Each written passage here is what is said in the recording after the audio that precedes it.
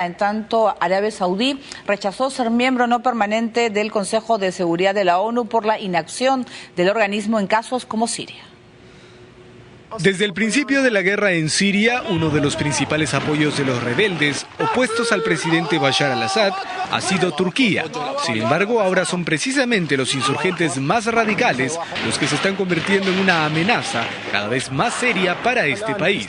El ejército turco señaló el miércoles por la noche que había disparado contra posiciones yihadistas en territorio sirio como respuesta a la caída de un mortero en lado turco. Es la primera vez que se producen estos ataques a rebeldes extremistas vinculados a Al-Qaeda. Para muchos analistas se trata de la culminación de un proceso en el que Turquía ha salido mal parada con su política de apoyo indiscriminado a grupos armados en Siria desde el inicio del conflicto. De otro lado, Arabia Saudita rechazó su asiento como miembro no permanente en el Consejo de Seguridad de la ONU, para el que fue elegido el jueves. La Cancillería del país justificó su decisión por la política de doble rasero del organismo. Argumentó la inacción del Consejo, por ejemplo, en la causa palestina y la guerra civil en Siria.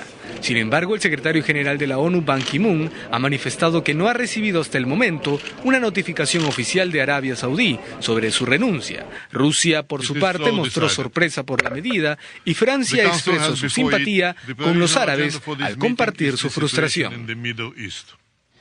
Muy bien, vamos a hablar con respecto al informe, esa decisión de Arabia Saudí de no estar en el Consejo de Seguridad. Es una manera de decir, bueno, no estoy de acuerdo pues con la posición. Pero a ver, esto es francamente digno de una ópera bufa, ¿no? O sea, ¿por qué? Arabia Saudita primero planteó su postulación en el seno de la Liga de Estados Árabes.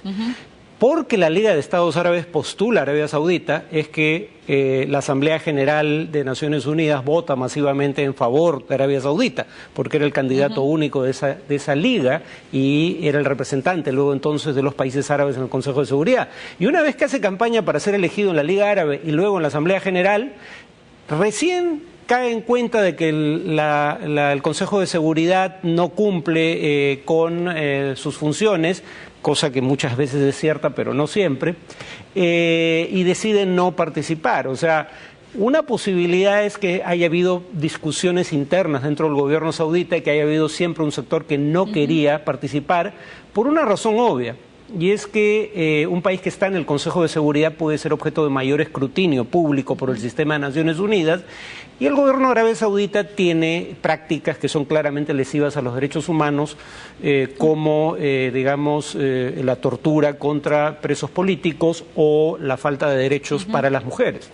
Muy bien, nosotros tenemos preguntas que nos han enviado nuestros televidentes vía Facebook, y la primera, Farid, es, si bien dictatoriales, los gobiernos anteriores de Libia, Egipto y Siria daban paz y cierta armonía a sus países. ¿Acaso la primavera árabe no resultó?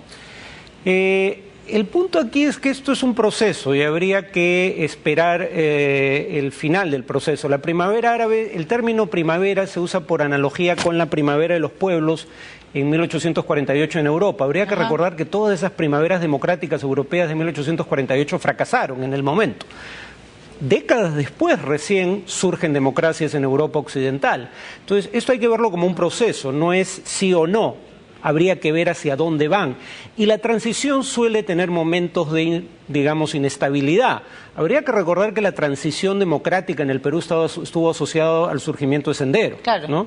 En el caso de Egipto, dicho sea de paso, en Egipto no había paz durante la dictadura militar, había terrorismo. Y de hecho ahora que ha habido una restauración autoritaria, en mi opinión, el terrorismo está aumentando. Tampoco en Libia o Siria, o sea que la gente esté, en todo caso, no actúe como los rebeldes en la actualidad no significa que haya paz, o sea, es más bien inacción, ¿no? Es no actuación del pueblo, ¿no? Bueno, no había armonía, con certeza, como se indica ahí. Ahora, Siria sí es un caso en el cual la guerra ha ido por caminos que nadie esperaba, donde la lucha, lo que parecía ser inicialmente una lucha legítima para derrocar una dictadura sanguinaria, ha terminado derivando en una guerra sin cuartel de carácter más sectario que democrático. Muy bien, tenemos la segunda pregunta, es, ¿los extremistas muyahidines, talibanes y de Al-Qaeda comparten la misma ideología terrorista? Esa es una buena pregunta. Bueno, es que lo que define la ideología no es que sea o no terrorista. ¿Por qué Estados Unidos, por ejemplo, con Obama, no con Bush, decide que entre Afganistán y Pakistán su enemigo no es el Talibán, sino Al-Qaeda? Porque si bien la ideología es lo que se daría en llamar hoy en día fundamentalista, aunque el término fundamentalista es de origen cristiano, cosa que se suele olvidar, pero si bien son, digamos, ideologías fundamentalistas en donde todo está regido en función a una interpretación particular de la religión islámica, si bien ambos grupos, tanto el Talibán como Al-Qaeda, utilizan el terrorismo como medio de acción, la gran diferencia, y por eso Estados Unidos negocia con el Talibán y no negocia con Al-Qaeda, es que el Talibán es un movimiento nacional que actúa fundamentalmente en Afganistán y en parte también en Pakistán, pero tiene fines de controlar el gobierno de su país. Con los talibanes, con el gobierno talibán, Estados Unidos mantenía negociaciones, aunque no lo reconocía. Al-Qaeda no se conforma con gobernar un país. Al-Qaeda quiere crear una suerte de califato universal y quiere botar de los países de mayoría musulmana todo rastro de presencia occidental y crear una suerte de, repito, califato a nivel global. Al-Qaeda tiene una agenda transnacional. Estados Unidos, por eso dice, con los talibanes puedo llegar a algún tipo de entendimiento, por lo menos no son una amenaza global, Al-Qaeda sí. Muy bien, nosotros vamos a ir con otras informaciones y nos vamos a Reino Unido. La reina Isabel II y su esposo recibieron hoy a la joven Malala en la recepción de Juventud, Educación y Comunidad. La joven pakistaní le regaló a la reina su libro biográfico. Los encuentros de Malala Yousafzai, la joven activista más famosa del mundo, con diferentes personalidades, continúa. Esta vez fue recibida nada menos que por la reina Isabel II y su esposo, el duque de Edimburgo, en el Palacio de Buckingham. Malala, de apenas 16 años de edad, fue invitada para debatir sobre la importancia de la educación como derecho fundamental de los niños, un encuentro donde también se dieron cita 350 académicos de diferentes países. Ella aprovechó la oportunidad para entregarle a la monarca británica una copia de su autobiografía recién publicada, que lleva por nombre Yo soy Malala.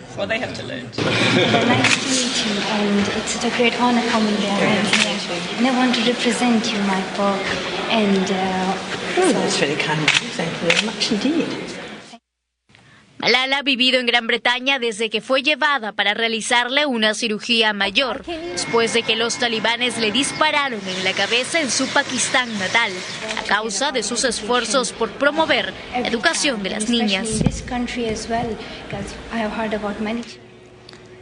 Muy bien, eso es parte de las actividades de Malala, esa reunión con la reina Isabel II. Ella se está educando, ¿no? Ella, parte de su tratamiento médico lo ha hecho en ese país y, ¿no? Y forma parte, parece que se va a quedar en el Reino Unido, ¿no? Pero hay que tener en cuenta que lo que hace de Malala este ejemplo a seguir es el hecho de que era una activista de a pie en su Pakistán natal, en una zona de presencia talibán en favor de la educación de las niñas. Ya en Pakistán empiezan a surgir críticas que no existían antes por el hecho de que algunos dicen las potencias occidentales pueden, y políticos fracasados en Occidente como Gordon Brown, pueden, bruñir sus credenciales democráticas y de defensa de los derechos de la mujer en el mundo musulmán, fotografiándose con Malala o apareciendo junto a ella en algún evento público. Por otro lado, parece sugerirse que, y eso lo dice el propio gobierno pakistaní, que todos los hombres en Pakistán fueran como los talibanes, no se hacen matices. Entonces empiezan a surgir críticas en el propio país de origen y el mensaje de ella tiene que ver con su país de origen y con países como el suyo, países pobres de mayoría musulmana. Entonces yo entiendo que esta es una fase por la que va a atravesar su fulgurante trayectoria personal, pero tarde o temprano, si no reconecta con el mensaje original, va a ser mucho mejor vista en Occidente que en su país de origen, y eso va a ser contraproducente. Claro, a medida que vaya creciendo también ella se va a dar cuenta, ¿no? También desligándose de su propio padre y tomar sus propias decisiones. Muy bien, nosotros vamos a hacer una nueva pausa en el programa y vamos a regresar con Ucrania. El presidente de ese país acepta liberar a Timochenko para que reciba tratamiento médico. también vamos a regresar con los incendios forestales en Australia. Volvemos.